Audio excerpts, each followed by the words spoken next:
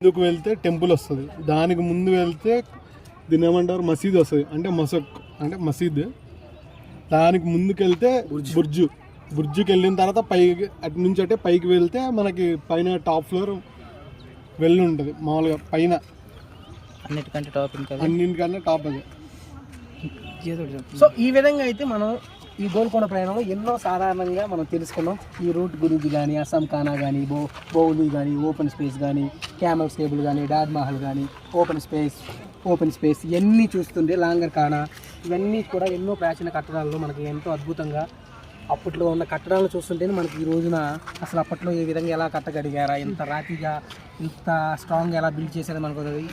So అప్పట్లోనే ఆ రాజులు వాళ్ళ ఎంపైర్ని అయితే ఎంత బిల్డ్గా చేసుకున్నారని మనం ఈ వీడియోలో ఖచ్చితంగా అనేది మనం ఎక్స్ప్లెయిన్ చెప్పగలుగుతున్నాం. అంటే అప్పుడున్న గొప్ప కట్టడాల గురించి మనం ఇలా డిస్కస్ చేసుకుంటున్నామంటే అది చాలా గొప్ప విషయం. ఇప్పుడున్న పరిస్థితుల్లో అయితే ఇటువంటి కట్టడాలు అనేది మనం అసలు ఎక్కడ చూడలేము. కాకపోతే ఇక్కడ జరిగిన మిస్టేక్ ఏందయ్యా అంటే నాకు అనిపించింది, అప్పట్లో కట్టారు కాబట్టి ఇప్పుడు కొన్ని క్లమ్సీ అయిపోయాయి, కానీ ఉన్న వరకు అవి కూడా చాలా అద్భుతంగా ఉన్నాయి.